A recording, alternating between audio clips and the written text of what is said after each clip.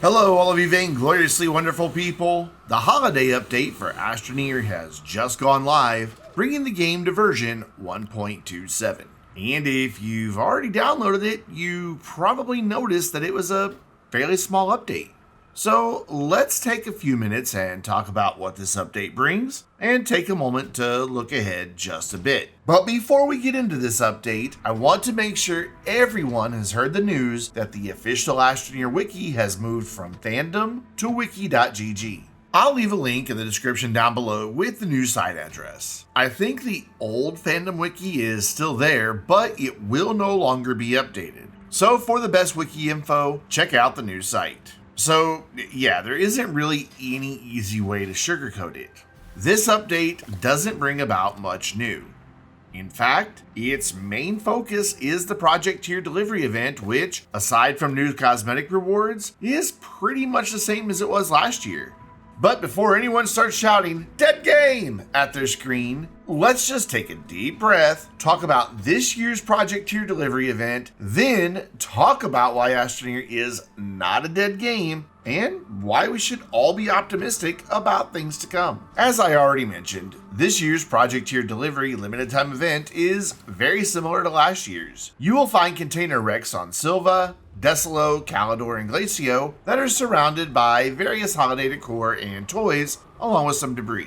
You can collect these toys and decorations, package them, and ship them off via the extra request platform to be rewarded with event points. Each automaton is worth 20 points, cubic objects are worth 35 points, stellar objects are worth 50 points, cosmic baubles, which are only available via the small printer, are worth 75 points, and astral figurines, which are found when you dig up isolated specimens, aka snowmen, and are exclusive to Glacio, are worth 125 points. All but the cosmic bauble will need to be packaged in order to attach them to the extra request platform so they can be redeemed for event points. And this is Editor Brandon interrupting for a moment because I failed to mention an additional way to obtain the toys and decorations. But first, my original script did not include the note that the large blue containers found near the event objects do appear on your compass, making them fairly easy to locate. And some of those compass points will lead you to containers that appear to be leaking astronium. If you pay attention to their description, you'll learn that they can be destroyed by dynamite. And should you opt to blow them up, you will find numerous toys and decorations inside. You might also be rewarded with a few nuggets of astronium. I'm sure it's possible that these containers may yield other objects or resources as well, but I only blew up 2 of them while recording. Now, back to the rest of the video. But you are not limited to searching for items to complete this event. In fact, you can use some scrap and other resources to print all but one, meaning you can automate your way right through this event in no time at all. You can print both variants of the automaton from 1 scrap each. Cubic objects can be printed from 1 carbon and 1 scrap, stellar objects from 1 glass and 1 scrap, and cosmic baubles from 1 astronium and 1 scrap. And it's that last one, the cosmic bauble, that I think is the best approach. If we need 10,000 points to complete the event, then that means you need to only print 134 cosmic baubles. That means you only need 134 astronium and 134 scrap. That may sound like a lot, but it doesn't really take all that long to get scrap, and astronium is fairly easy to extract via automation.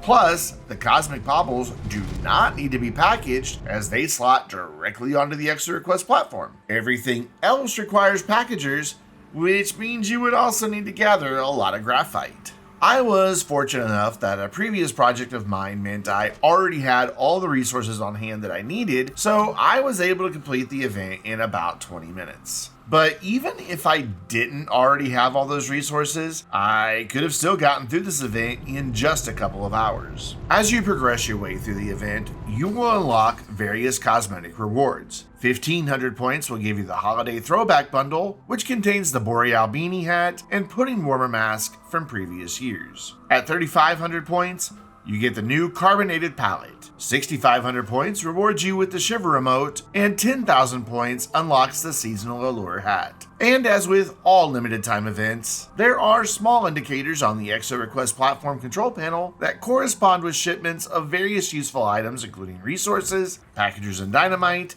exochips, jetpacks and hydrazine, and even QTRTGs. And if you continue to send shipments of decorations and toys after reaching 10,000 event points, you can continue to receive these special care package shipments. Systemera will also be tracking our progress as a community, with all event points going towards a global total that will unlock the FEZHANT hat for all players. They'll be sharing regular progress updates via social media so that we can all chip in to make sure everyone gets the hat. And of course, no holiday event in Astroneer would be complete without the festive, multicolored lights adorning the tops of Tethers. I love the soft, colorful glow these emit. They're not only useful, but they're great to look at, and you can even use them as decorations. New to the Project CHEERY Delivery this year are special missions that will appear in the mission log when a new event is active. You simply need to activate the extra request platform to start the event and complete the mission. Along with all of this, there are a handful of bug fixes that resolve game crashes, weird UI behavior, and some localization corrections. You can check out the patch notes for the full details. If you head over to the official Astroneer Discord, you'll find a patch note channel with all the information you need.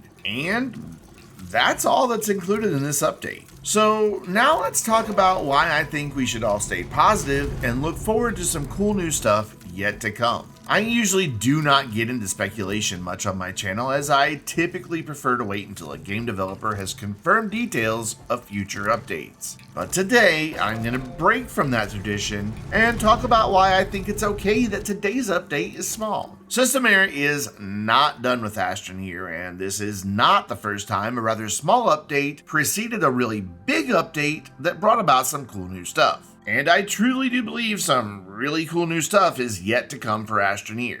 No, I do not have any insider information, but I do pay attention, so let me break it down for you. Think back to the Astroneer webcomic. Despite all my fears, I am trapped in a recreational sphere. Aside from having a nice nod to Smashing Pumpkins lyrics, it had a teaser that a lot of people completely overlooked: the gravity globe.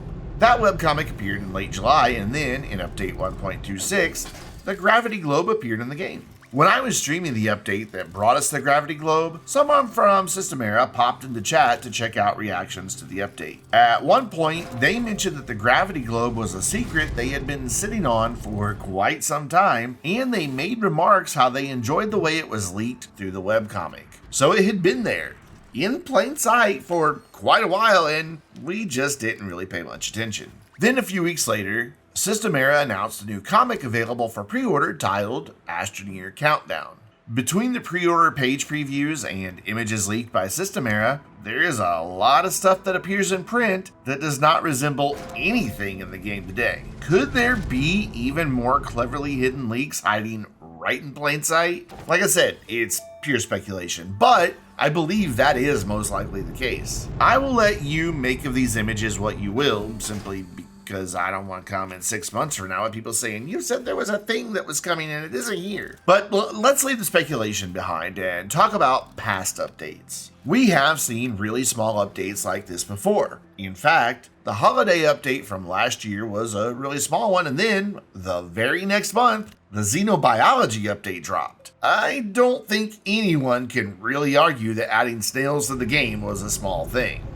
Quite the contrary, it was fairly huge. Going a little further back to last year, and update 1.18 was fairly small, though it did add some nice quality of life changes. But the very next update was the Missions Power and Compass update. Again, this was a huge update that brought about some truly game-changing elements, and it followed a fairly small update. I could go on and on through the update history of Astroneer and point out how many times this has happened, but I won't. What I will do is say that this history of really big stuff following smaller updates is well established and leaves me very optimistic that some really cool new stuff is right around the corner. And you should be optimistic as well. And that's all there is to talk about with this update. So now it's your turn. Head down to the comments and share your thoughts on this year's Project CHEERY Delivery event, and maybe even talk to me about things you hope to see in the next Astroneer update. And while you're down there, please hit the like button if you enjoyed this video. It really does help out my channel. And if you are feeling especially awesome today, then go ahead and click on that subscribe button and turn on notifications so you don't miss any of my videos. I feature a variety of different games on my channel, and starting early next year, I will have a complete reboot of my Astroneer Academy series. Of course, I also cover all Astroneer updates, including any dev streams that leak update information, so you definitely don't want to miss those videos. And finally, come hang out on the Vainglorious Discord server. We have a lot of great people who play a ton of different games, and of course, we even have a couple of sections dedicated exclusively to Astroneer. And so, until next time, I'm Brandon, reminding you to stay vainglorious.